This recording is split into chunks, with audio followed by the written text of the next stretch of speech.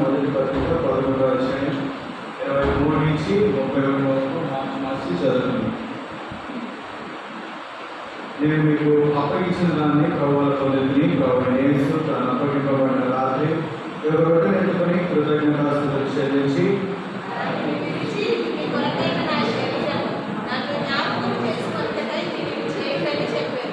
ఆ ప్రకారమే భోజనం పిమ్మట ఆయన పాత్రను ఎత్తుకొని ఈ పాత్ర నా రక్తంలో అయిన కొత్త నిబంధన మీరు దీంట్లో త్రాగడం వల్ల నన్ను జ్ఞాపకం చేసుకుంటే దీన్ని చేయడని చెప్పాను.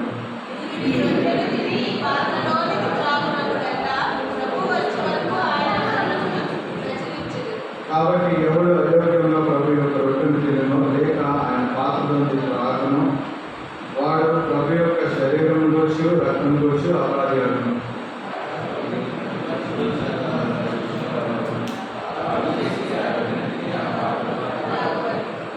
ప్రభు శరీరం అని వివేచింపబడిన వాడు తన శిక్ష విధికలపై తిరిగి త్రాగుతున్నాడు.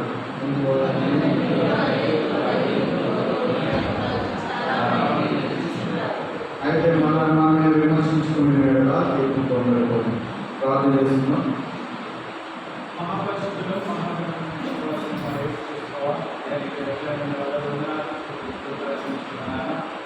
అలాగే సరి చేసుకొని ఆయన యువకుని దీంట్లో నన్ను శరీరంలో రచన చేయాలని ఆ పట్ల నన్ను మాఫ్ చేసుకొని ఆయన నన్ను మీ నోట్లో వాడుకొని మీరే మీరే మాట్లాడుతున్నాను వేస్తున్నాను నన్ను ప్రార్థిస్తున్నాను.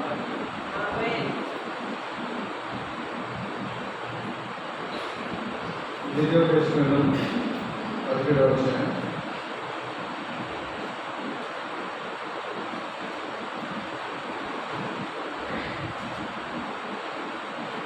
15వ వచనాన్ని 22వ వచనం.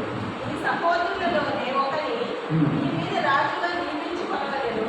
ఈ సహోదరుడు కాని అన్యుని నీ మీద నియమించుకొనకూడదు.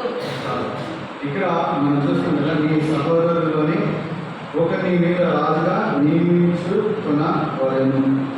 ఇంకా చూసుకున్నట్లయితే నీ సహోదరుడు కానీ అన్యుడిని నీ మీద నియమించుకోకూడదు. ఇక్కడ ఈ వాక్యాలు చూస్తున్నాము. అయితే ఎవరి గురించి రాయబడి ఉన్నాయి అని మనం చూసుకున్నట్లయితే మనకి బాగా తెలిసిన వ్యక్తి ఏంటంటే సొలొమోను మహారాజు గురించి మనకి చాలా బాగా తెలుసు. అంటే ఆయన గురించి ఎందుకంటే ఎంతో జ్ఞానవంతుడు, ఇంకా ఏంటంటే అనేక ప్రాపర్టీస్ సంపాదించుకున్నవాడు సొలొమోను మహారాజు. ఇక్కడ చూసుకున్నట్లయితే ఈ రాజుకి ఉండవలసిన లక్షణం అంటే రాజు ఎలా ఉండాలంటే అన్యుడు కాకుండా ఉండాలి అనేది ఇక్కడ మనం చూస్తూ ఉన్నాము. అయితే ఇక్కడ సొలొమోను గురించి మనం ఎన్నో చూస్తుంటాం కదా, ఎన్నో వింటుంటాము. అయితే సొలొమోను మహారాజు గురించి చూసుకున్నట్లయితే ఇక్కడ మొట్టమొదటిగా మనం చూస్తున్నది నీ సహోదరుడు కానీ అన్యుని నీ మీద నియమించుకోకూడదు. నీ సహోదరుడు కానీ అన్యుని ఏం చేయకూడదంట, రాజుగా నియమించుకోకూడదు. అంటే అన్యుని నియమించుకోకూడదని మనం చూస్తూ ఉన్నాము. అయితే సొలొమోను మహారాజు గురించి మనం చూసినట్లయితే ఆయన గురించి మనం చూసుకుంటే ఎంతో దేవుడి దగ్గర నుంచి జ్ఞానం పొందినవాడు. ఆయన రాజ్యం, ఆయన కట్టడలు కూడా చాలా ప్రీషియస్గా చేయించింది. అయితే ఇక్కడ చూసుకున్నట్లయితే సొలొమోను మహారాజు గురించి చూసినట్లయితే ఆయన ఏం చేస్తూ ఉన్నాడంటే ఆయన భార్య ఏంటి అన్య జనాంగం. ఏమైపోయింది సొలొమోను మహారాజు పరిస్థితి అక్కడ క్లోజ్ అయిపోయినట్టే. ఇక్కడ మనం చూస్తున్నాం కదా సొలొమోను గురించి ఇక్కడ ఏంటంటే అన్య జనాంగం. ఒక దగ్గర వాక్యం ఉంటుంది కదా, విశ్వాసికి అవిశ్వాసంతో పాలు లేదు, పొత్తు లేదని చెప్పేసి ఉంటుంది. అయితే ఇక్కడ సొలొమోను మహారాజు గురించి చూసినట్లయితే ఆయన పాలలో ఏమైపోతుంది, ఇక్కడ అన్ని కలర్స్ అయిపోతూ ఉంటాడు. కొన్ని పాయింట్స్ మనం చూస్తున్నాం. ఇక్కడ చూసుకున్నట్లయితే ఇది ఓన్లీ ఆ సొలొమోను మహారాజు గురించే కాదు, మొదలుగా చూస్తున్నట్లయితే మనల్ని ఏం చేశాడు, రాజులైన యాజక సమూహంలో చేర్చాడు. కాబట్టి దీన్ని బట్టి మనం కూడా ఏం చేసుకోవాలి, మనం పరీక్షించుకోవాలి. ఇక్కడ అన్య జనాంగంతో మనకి పాల్గొనకూడదని మనం చూస్తున్నాము. ఇంకా చూస్తున్నట్లయితే ఈ రాజుల గురించి పరిపాలించేవారు ఇంకా ఎలా ఉండాలి అని మనం చూస్తున్నట్లయితే 16వ వచనంలో అతడు గుర్రములను విస్తారముగా సంపాదించుకొనవలదు. అతడు గుర్రములు ఏం చేయకూడదంటే విస్తారంగా సంపాదించుకోకూడదు. ఏవైతే గుర్రాలు ఉన్నాయో వాటిని ఆ గుర్రాలను విస్తారంగా సంపాదించుకోకూడదని మనం చూస్తూ ఉన్నాం. అయితే సొలొమోను మహారాజు గురించి చూసినట్లయితే ఆయన ఏం చేశాడు, ఐగుప్తు నుంచి వాళ్ళని తీసుకొచ్చేసేటప్పుడు ఏం చేస్తాడంటే అక్కడ ఉన్న గుర్రాలన్నింటినీ తీసుకొని వచ్చేస్తాడు. వీళ్ళు మళ్ళీ తిరిగి పంపిస్తారు. పంపించి ఏం చేస్తాడు, అక్కడ ఉన్న గుర్రాలన్నింటినీ తెప్పించుకుంటాడు. అయితే ఇక్కడ చూసుకున్నట్లయితే ఎందుకు అసలు గుర్రాల గురించి ఎందుకు అంత మెన్షన్ చేస్తుంది ఇక్కడ అని మనం చూసుకున్నట్లయితే దేవుడు వాక్యంలోనే ఉంటుంది కదా. ఏమంటుంది అంటే గుర్రాలు బట్టి రథాలు బట్టి ఏమంటే అతిశయం వచ్చేస్తుంది అని చెప్తున్నాను. అంటే గుర్రాలు బట్టి రథాలు బట్టి అంటే అరే నాకు ఇన్ని గుర్రాలు ఉన్నాయి, ఇన్ని రథాలు ఉన్నాయని చెప్పి ఏమొస్తుంది, ఒక ప్రైడ్నెస్ వచ్చేస్తుంది. అయితే అదే ప్రకారంగా మన జీవితంలో మనం చూసుకున్నట్లయితే మనకి ఏమనకూడదు, ఎక్కువ గుర్రాలు కూడా అంటే మన వేది కూడా ఎక్కువ మనకి గర్వాన్ని తెచ్చేది కానీ లేదా ఒక అంటే మనల్ని గొప్ప చేసే వాటిని ఏం చేసుకోకూడదు, మనం సంపాదించుకోకూడదు. ఇక్కడ అది చూస్తున్నాం. ఏంటంటే సొలొమోను మహారాజు ఏం చేస్తాడంటే ఆయన గుర్రాలని ఎక్కువగా సంపాదించుకుంటూ ఉంటాడు. ఒక దగ్గర చదువుకి అంటే ఏమంటుంది, సొలొమోను మహారాజు ఏమంటారు, ఐగుప్తు గుర్రాలతో పోలుస్తుంది. ఎందుకంటే ఐగుప్తు గుర్రాలు చాలా స్పెషల్ అనమాట. అందుకని ఏం చేస్తుందంటే ఆవిడ సొలొమోను మహారాజుని ఆ గుర్రాలతో పోలుస్తూ ఉన్నది. ఇంకా ఏం చేయకూడదంట, చదవండి 16.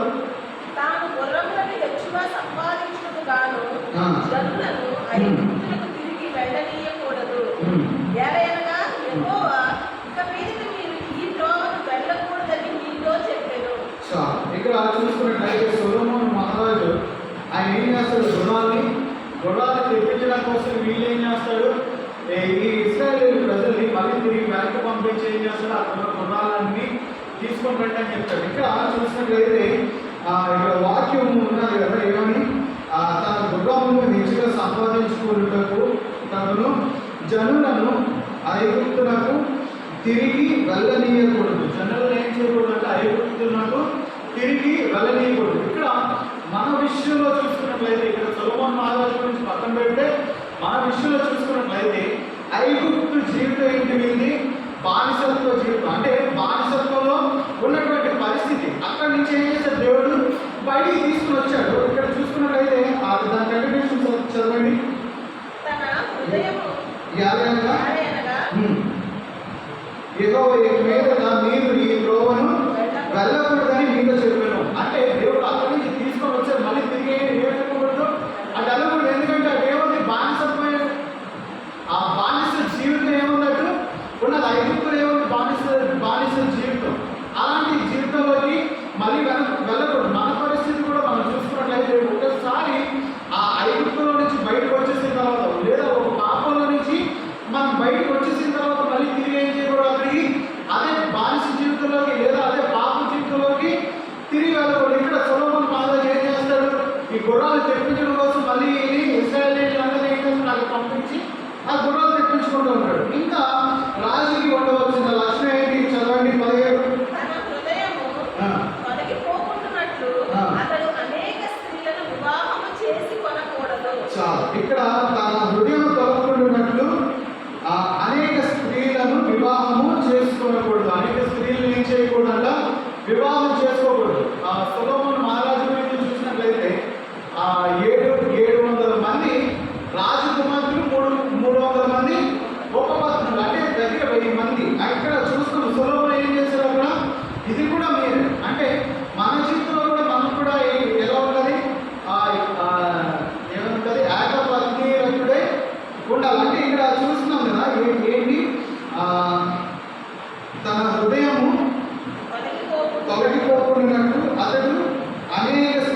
వివాహము చేసుకోకూడదు. ఈ పైన మనం చూసినట్లయితే తన హృదయము తొలగిపోకుండానట్లు, తన హృదయం తొలగిపోకుండానట్లు. ఇక్కడ ఈ 700 మంది రాజకుమార్తెల్ని 300 మంది ఉపపత్తుల్ని సొలొమోను మహారాజు చేసుకున్నారు. అయితే అక్కడ జరిగిన విషయం ఏంటి?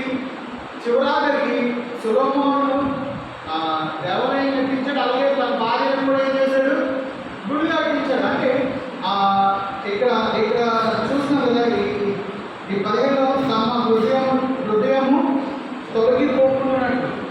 హృదయం ఏమైపోతుందంటే అంతమంది ఉంటే తొలగిపోతుంది. అంటే ఒక విధంగా చూసుకున్నట్లయితే ఇప్పుడు అంటే ఎవరిని నోట్ మెన్షన్ చేయట్లేదు, జనరల్గా జరిగేది ఏదైనా ఒక సీన్ ఏదైనా ఉంది, ఒక సిచ్యువేషన్ ఏదైనా ఉందనుకోండి, వైఫ్స్ హస్బెండ్స్ కానీ హస్బెండ్స్ వైఫ్ కానీ, అంటే వాళ్ళ కుటుంబంలో జరిగే విషయం కానీ ఏం చేస్తారు? నెమ్మదిగా చెప్తూ ఉంటారు, ఇలా పరిస్థితి అని చెప్పి పాయింట్అవుట్ చేస్తారు. దాన్ని బట్టి ఏమవుతుంది? వీళ్ళ హృదయం కూడా తిరిగిపోతుంది. ఇక్కడ చూస్తున్నాము ఈ స్త్రీలన్నీ ఈ స్త్రీల గురించి ఏం చూస్తున్నాము? ఇక్కడ తొలగిపోకున్నట్లుగా మనం ఏం చేసుకోవాలి? ఏకపత్ని వ్రతులుగా ఉండేటువంటిదిగా చూడాలి. ఇంకా చదవండి. వెండి బంగారమును అతడు తన కొరకు బహుగా విస్తరింపజేసుకొనకూడదు. అది వెండి బంగారములను తన కొరకు బహుగా విస్తరింపజేసుకోకూడదు. వెండి బంగారాన్ని ఏం చేయకూడదంట?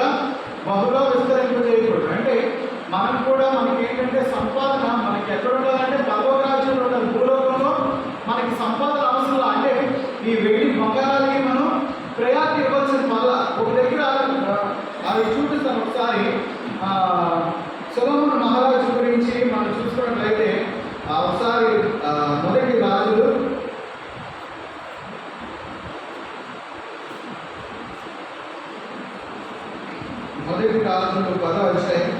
10వ అధ్యాయం 14వ వచనం చదవండి.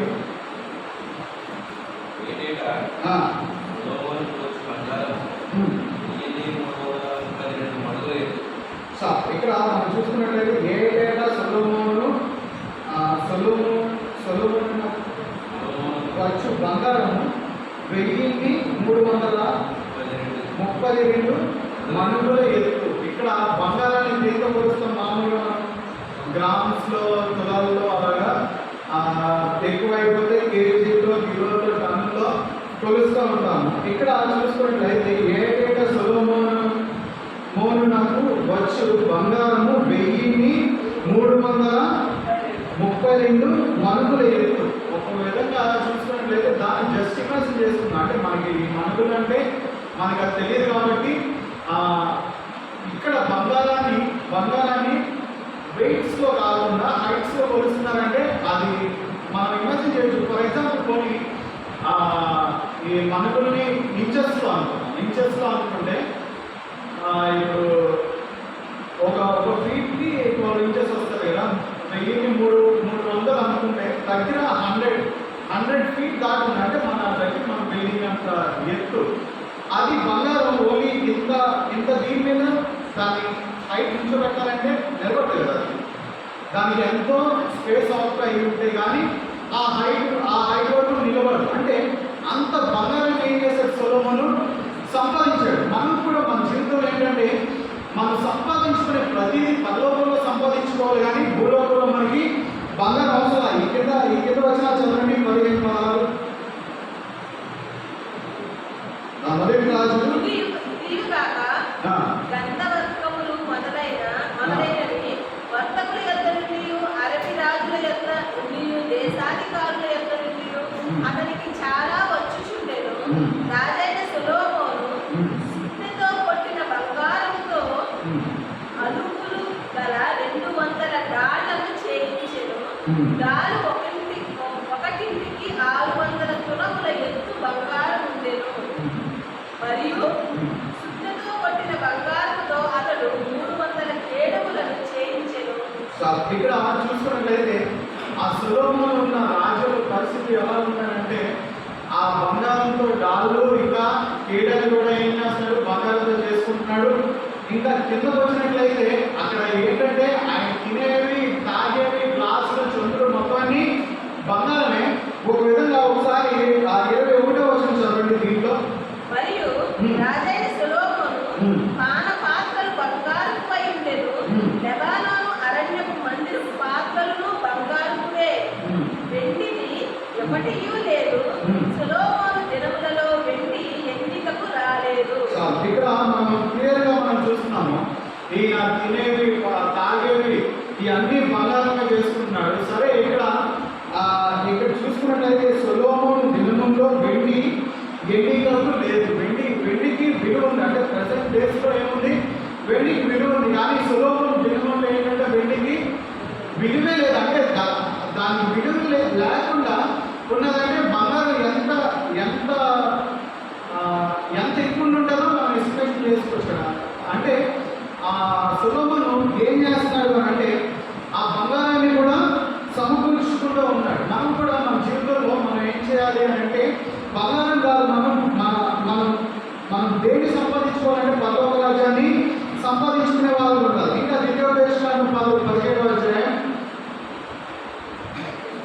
18వ వచనం చూడండి. మరియు అతడు రాజసింహాసనమందు ఆసీనుడైన తరువాత లేవీయులైన యాజకుల స్వాధీనములో ఉన్న గ్రంథమును చూచి ఆ ధర్మశాస్త్రమునకు ఒక ప్రతిని తన కొరకు వ్రాసి కొనవలెను. ఇంకా ఏం చేయాలంటే ఆయన రాజు అయిన తర్వాత సింహాసనం దగ్గర కూర్చునే ముందుగా ఏం చేయాలి ఈ రాజు అంటే ఆ గ్రంథం, ధర్మశాస్త్ర గ్రంథం ఏదైతే ఉందో దాన్ని ఆయన వరకు రాయించుకోవాలి. అంటే ఇప్పుడు మనం చూస్తూ ఉన్నాం కదా, ఇప్పుడు ఫర్ ఎగ్జాంపుల్ మనం చూస్తున్నట్లయితే మన పాలిటిక్స్ అనుకుందాము, మన ఇప్పుడు ప్రజెంట్ జరుగుతున్న ఎలక్షన్ కానివ్వండి ఏదైనా అనుకుందాము, వీళ్ళు దేని బట్టి ఫాలో అవుతారు, భారత రాజ్యాంగం బట్టి అన్ని ఫాలో అవుతూ ఉంటారు. వీళ్ళకి ప్రాపర్టీ సెక్టర్ కూడా ఇవన్నీ కోటి కండిషన్స్ ఉంటాయి. అయితే ఇక్కడ కూడా ఏంటంటే ఇక్కడ రాజుగా ఉండడానికి ఏముండకూడదు అంటే వీళ్ళు ఏం దేని ఫాలో అవ్వాలి, ధర్మశాస్త్ర గ్రంథాన్ని ఫాలో అవ్వాలి. దానికి కూడా ఏం చేయాలంటే ఆ ధర్మశాస్త్ర గ్రంథం ఈ వీళ్ళ వరకు రాయించుకోవాలి. అంటే నేను ఇప్పుడు సొలొమోనే అనుకుంటాం, సొలొమోన్ ఏమని రాయించుకోవాలి, ఎగ్జాంపుల్ ధర్మశాస్త్ర గ్రంథం ఉందనుకోండి, అది మొత్తం రాయించుకుంటాడు. దాంట్లో ఏం చేస్తాడు, నాకు ఇలా ప్రాపర్టీస్ ఉండకూడదు, గుర్రాలు ఉండకూడదు, మళ్ళీ వీటిని ఐదుగురు పంపించకూడదు అని చెప్పి ఇంకా బంగారం సంపాదించుకోకూడదు, ఇంకా అన్య జనాలతో ఉండకూడదు అని చెప్పి ఇవన్నీ ఏం చేయాలి, ధర్మశాస్త్రం బట్టి కూడా రాయించుకోవాలి. దానికి ఖచ్చితంగా ఏమవ్వాలి, ఫాలో అయ్యేవారు ఉండాలి. మన జీవితంలో మనం చూసుకోవట్లేదు, మనం కూడా ఏం చేయాలి, మన దేవుడు మనకి ఎన్నో ప్రామిస్ అంటే ఎన్నో హెచ్చరిస్తూ ఉంటాడు. మనకి హెచ్చరించే ప్రతి దాన్ని ఏమవుతుంది, ఏం చేయాలి, మనం ఫాలో అవుతుండాలి. అది మన వరకు ఇక్కడ చూసుకున్నట్లయితే ఏదో మనం హెచ్చరిస్తుంటాడు. అది మనం ఏం చేయాలంటే అది మన వరకు రాస్తాం. నేను ఇది చేయకూడదు, ఈ పాపంలో వెళ్ళకూడదు, నేను మళ్ళీ తిరిగి ఐగుప్తుకి వెళ్ళకూడదు, లేదంటే నేను పరలోక రాజ్యంలోనే సంపాదించుకోవాలి, ఇక్కడ మనకి సంపాదన అవసరం లేదు, లేదంటే మనకేంటి ఈ అన్ని జనాలతో పాలన కూడా ఇవన్నీ ఏంటంటే మనకు మనం ఏం చేసుకోవాలి, మనకున్న ధర్మశాస్త్రం ఏంటి, ఈ బైబిల్ పట్టుకొని మనం పరీక్షించుకోవాలి. మనకు మనం రాసుకునే వాళ్ళు ఉండాలి. ఇంకా చెప్పండి, అది అతని యొక్క ఉండవలెను. తన రాజ్యమందు తానును తన కుమారులను ఇశ్రాయేలు మధ్యను దీర్ఘాయుష్మంతులగుటకై తాను తన సహోదరుల మీద గర్వించి ఈ ధర్మమును విడిచిపెట్టి కూడికి గాని ఎడమకు గాని తాను తొలగగలుగునట్లు తన దేవుడైన యెహోవాకు భయపడి ఈ ధర్మశాస్త్ర వాక్యములన్నింటినీ ఈ కట్టడలను అనుసరించి నడుమ నేర్చుకొనుటకు అతడు తాను బ్రతుకు దినములన్నిటను ఆ గ్రంథమును చదువుచున్నవలెను. బ్రతుకు దినములన్నింటిలో ఏం చేయాలి, ఆ గ్రంథాన్ని చదువుతూ ఉండాలి. ఎందుకు చదువుతూ ఉండాలి, ఎక్కడో మనం మిస్ అయిపోతుంటాం. మనం ప్రతిసారి మనం పరీక్షించుకోవడానికి మనం సరి చేసుకోవడానికి ఏం చదువుతాం. కొరింథీయులకు రాసిన మొదటి పత్రిక 11 అధ్యాయం చదువుతాము. అయితే అదే ప్రకారంగా మళ్ళీ మనం ఈ మర్చిపోకుండా ఏం చేయాలంటే ఈ రాజులు దాన్ని తిరిగి అంటే ఆ ధర్మశాస్త్ర గ్రంథం ఏదైతే ఉందో దాన్ని తిరిగి మళ్ళీ దాన్ని చదువుతూ ఉన్నారు. ఇది సొలొమోను చేశారా అంటే తీయండి, మొదటి రాజులు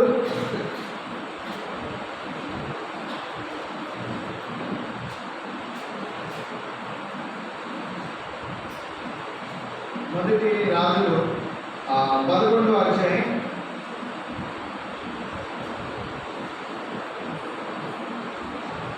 11వ వచనం చదవండి.